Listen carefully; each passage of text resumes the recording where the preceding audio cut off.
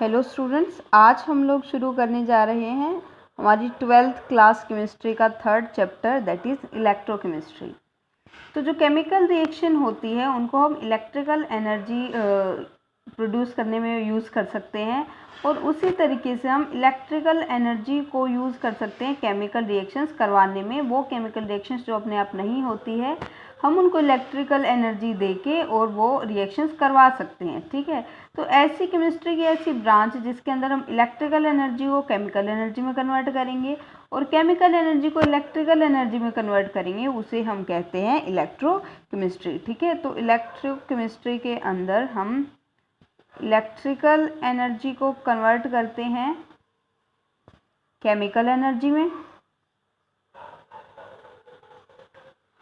And chemical energy को convert करते हैं हम इलेक्ट्रिकल एनर्जी में।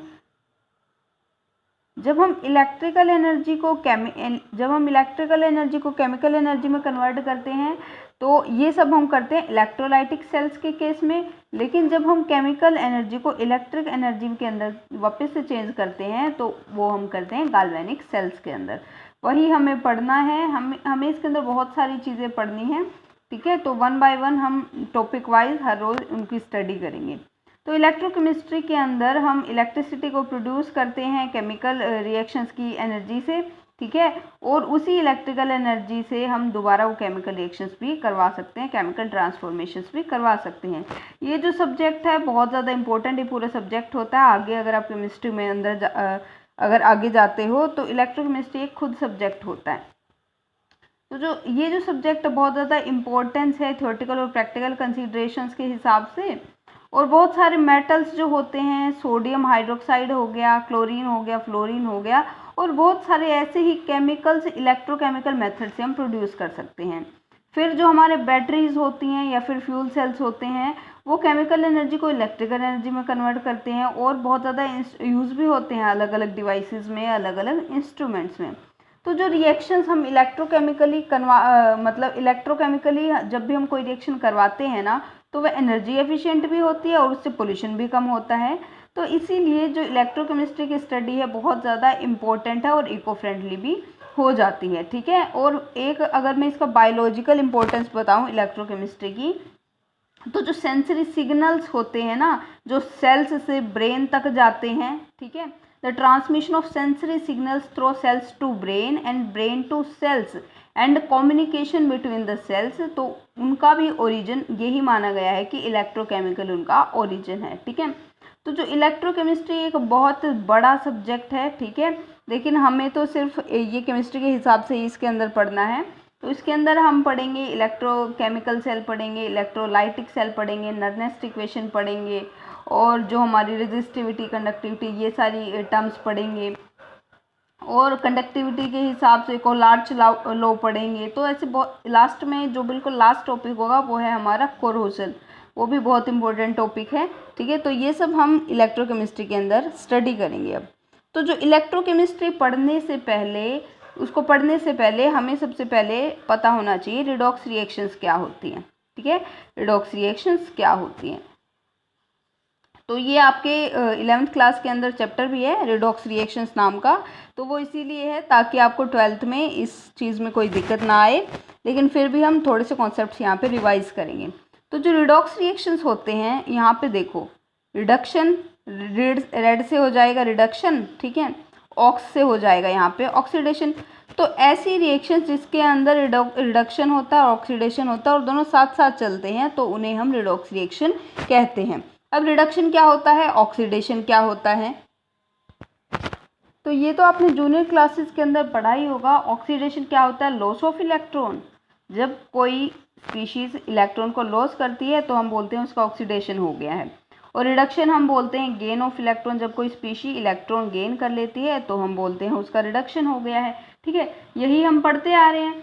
तो अगर मैं एक एग्जांपल लूँ सिंपल सा जिंक और कॉपर का, ठीक है, जिंक है सॉलिड स्टेट में और कॉपर 2 पॉजिटिव का मान लो एक्वस सॉल्यूशन है। ठीक है, ये कन्वर्ट हो रहा है, जिंक हो रहा है Zn2 पॉजिटिव में कन्वर्ट सॉल्यूशन के अंदर और कॉपर है वो सॉलिड के अंदर कन्वर्ट हो रहा है। हमने सिंपल सी ये रिएक्शन कंसीडर कर ली। अब अगर हम देखते हैं तो यहाँ से देखो जो जिंक है ना, पहले इसकी ऑक्सीडेशन स्टेट हमें पता, ऑक्सीडेशन स्टेट एलिमेंट्री स्टेट के अंदर कितनी होती है, 0 होती है। ठीक है, ये 0 से +2 के अंदर चला गया, इसका मतलब क्या हुआ, इसके ऊपर पॉजिटिव चार्ज आ गया। जब भी पॉजिटिव चार्ज आता है दैट मीन्स उसने इलेक्ट्रॉन लूज किए होते हैं। ठीक है, जब भी कोई कटायन बनती है स्पीशीज दैट मीन्स वो इलेक्ट्रॉन लूज कर रही है। तो यहाँ पे इलेक्ट्रॉन का लॉस हुआ है, तो यहाँ पे हुआ है जिंक का ऑक्सीडेशन। ठीक है, जिंक ने क्या किए हैं, 2 इलेक्ट्रॉन लूज किए हैं।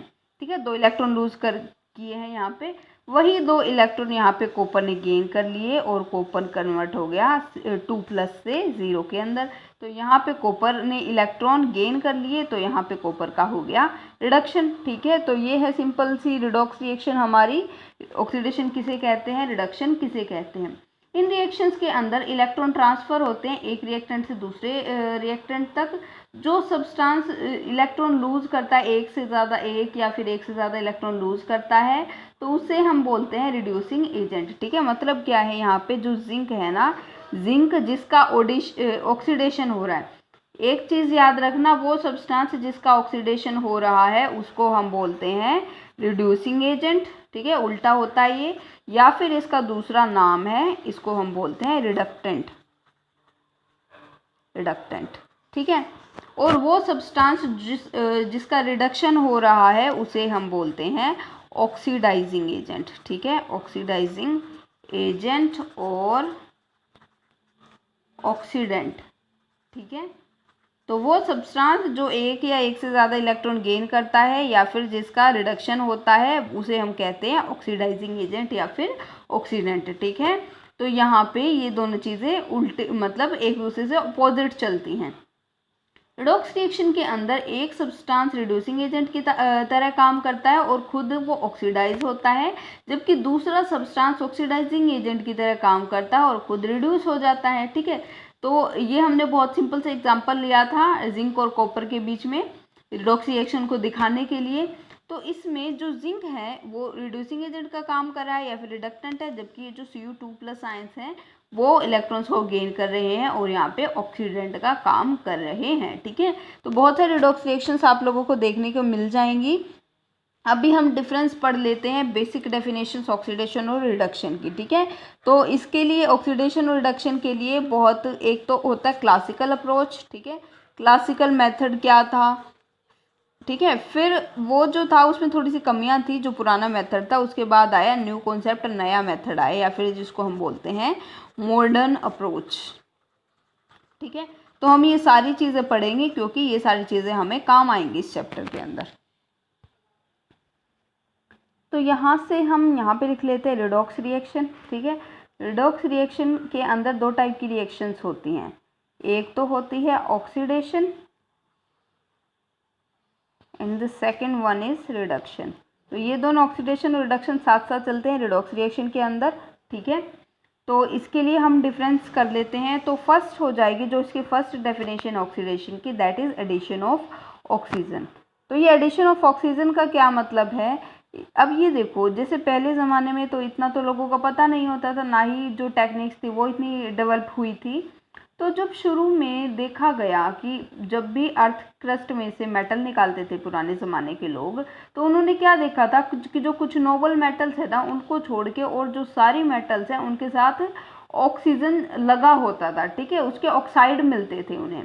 तो उन्होंने ये बोला, तो उस टाइम उन्होंने ये डेफिनेशन दे दी होगी कि जब किसी के अंदर ऑक्सीजन का एडिशन हो जाता है तो उसका ऑक्सीडेशन हो जाता है। ठीक है, तो यहाँ से ऐसे आप इसको लर्न कर सकते हो, एडिशन ऑफ ऑक्सीजन होता है ऑक्सीडेशन। ठीक है, जूनियर क्लासेस में ये तो आई एम श्योर आप लोगों ने याद कर ही लिया होगा।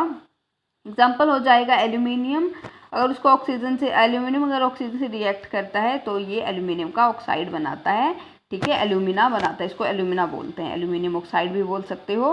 ठीक है, इसके अपोजिट होती है रिडक्शन। तो रिडक्शन क्या हो जाएगा, ये एडिशन है तो ये रिमूवल हो जाएगा, तो it is removal of oxygen, है ना। तो इसका क्या हो जाएगा, ऑक्सीजन को अब रिमूव करना है, Al2O3 प्लस कार्बन। ठीक है, बनता है कार्बन डाइऑक्साइड, जो गैस होती है निकल जाती है और एल्यूमिनियम अलग हो जाता है।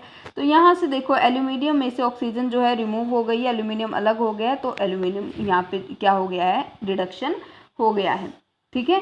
सेकेंड जो डेफिनेशन होती है, अब देखो ये एडिशन ऑफ ऑक्सीजन है तो यहाँ पे रिमूवल ऑफ हाइड्रोजन हो सकता है ही, तो इसकी सेकेंड डेफिनेशन है रिमूवल ऑफ हाइड्रोजन। ये पूरा लिखना चाहो तो पूरा लिख सकते हो आप, ठीक है, रिमूवल ऑफ हाइड्रोजन।